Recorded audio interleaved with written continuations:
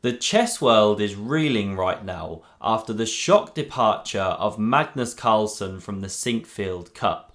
Now, I covered the circumstances surrounding that in my video yesterday. I'll link that one at the end if you want to check it out. I'm sure you've seen a lot about this anyway.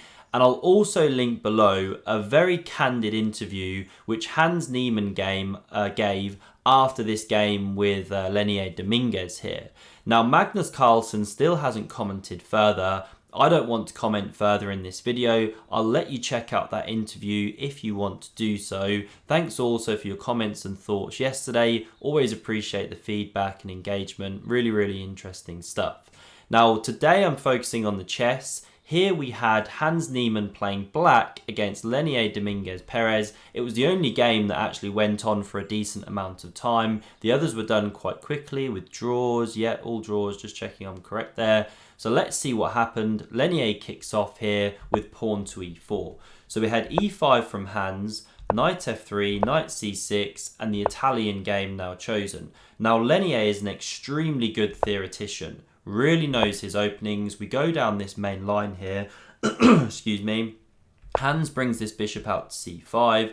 Castle's played d6. And what's really interesting about this game is Hans is the one that brings an opening novelty here. So we had pawn c3. a6 now gives the bishop some room to tuck back. Pawn a4 takes some space. The bishop nudges back. Knight b to d2 played, so many subtle move order nuances. Hans talked about rook e1 there, for example, as a different way to go. Castle's now played, pawn h3, h6, now rook e1, and Hans now starts this maneuver of knight e7. Very common idea, bringing the knight to g6, looking to go c6, and then a later d5 if the timing can be arranged correctly. So bishop b3 now played by Leinier, and by the way, the most common move here is knight to f1 immediately, but bishop b3 selected, and now this is where Hans plays a move which I think is a novelty. Certainly it's not in the Lichess database here. Really strange looking move. He goes pawn to c5, but it's one of the top engine choices. Now, I'm not saying that as any kind of implication that he was using an engine. I'm just saying he's well prepared here. He's done his homework. Now, it looks very counterintuitive because you kill this bishop on a7 now. But the idea is you're making it difficult for white to arrange d4. So this is the strategic battle now. So knight f1 now from Leinier. Very logical to bring this knight from here or g3 to look at these weakened light squares. Bishop e6 covers those squares, and of course we don't have an exchange. You don't want black to then recapture with a pawn and plug these weaknesses here on the dark squares. So instead we had the knight coming here, queen d7 now develops, connects those rooks, and now bishop d2 played, a subtle developing move, finishing development, but there's also some big ideas now of going pawn a5 to kind of clamp more on this pawn structure, and then even c4 to really just cement this bishop in as a bad piece, and this bishop from d2 would then eyeball this pawn, defending it, etc. So rook a d8 now from Hans. Now a5 came from Leinier. He starts that squeeze, and here Hans plays a bad move, and he was critical of this one afterwards. So he tucks this bishop back here, but where is it actually going from this diagonal? It's just dead for so long there. At least if you keep it on a7 here, well, it eyes the more critical diagonal if white ever tries d4 or b4, possibly even at times you arrange b6, but you have to be very careful with such moves. Then a6 becomes critically weak. So bishop b8, not so great. He reckoned he should have carried on with maybe just knight g6 or something. Now Leinier goes bishop a4, the queen has to move, and now he goes c4. So he achieves this strategic bind on the light squares. This is just an awful piece. Lenier's in the driving seat. So the knight came to g6. Now we had knight d5, opens up the bishop's eyes on this dark square, and this knight's just so difficult to live with. It has to be chopped off here.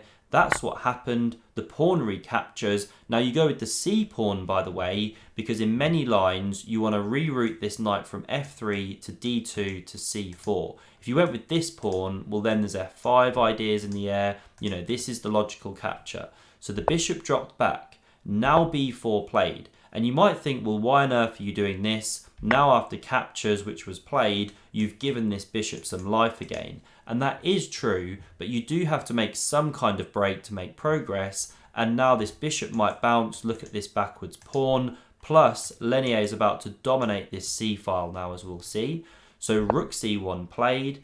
And now Hans trades these bishops off. Then after this one, he gives the queen some room here. We had a captures on a4 first. Now queen d7. The queen's even come off here, but still Leinier's bind persists. He goes rook c4, doesn't hurry with this recapture. He's preparing to double the rooks on the file here. So bishop a7 from Hans. It comes back to the diagonal it should have been on. Now we had bishop to e3. And again, you might think, well, why on earth are you swapping these? Why not take here? But the whole idea is that after this capture, white still has this big grip on the position because the only open file is dominated and this knight is much better than its counterpart, as we'll see. So f5 was now played. Hans tries to open a file. That pawn was captured. You can't let it kick on. Say you did this. You don't want to let it come to f4 because then this tension will get resolved. Say you capture and you give the knight a square. You don't want any of this. So captures played here. Now rook recaptures and rook b1 came to recoup that pawn. This rook dropped back. Now we had knight d2. Again, Leinier just holds off. He improves other pieces instead. And now the knight came back to e7, eyes this pawn, so it was defended with pawn to e4 here. King f8 from Hans. He starts to activate where he can. This pawn was now captured. And now the knight drops to c8. And this is Hans' only idea to try and activate this knight. He wants to go a7, b5, try and get something going from that square. And this is why Leinier doesn't go, say, knight c4 immediately. Because although you eye this weakness, say a line like this, well, Hans is getting play and you don't actually have an immediate breakthrough. So instead of going to c4, he now jumps back to f3. Might look strange to come from the square it's gone from, but this knight's now improved over this one. And after knight a7, d4 is the plan. Brilliant break in the center. And black has to capture this one. You can't let an exchange happen here. Create the passed d pawn. The knight hops in. And look at this awful hole now on e6. Plus there's f5. So g6 covers that one. This rook now came to b3. You could have gone knight e6 check already there, by the way. King g7 was played. Now pawn h4. Leinier just squeezing on the position here. Who knows if one day he'll go h5, weaken the f5 square. If black goes g5, well, now you weaken this g5 square for the knight. Sorry, if black goes h5. So all of this kind of positional stuff at play. Hans goes knight b5, much more direct. And here Leinier plays a shocking move. Now he must have been feeling quite tired. Maybe his head's a bit frazzled, everything going on. But you just have to be checking here.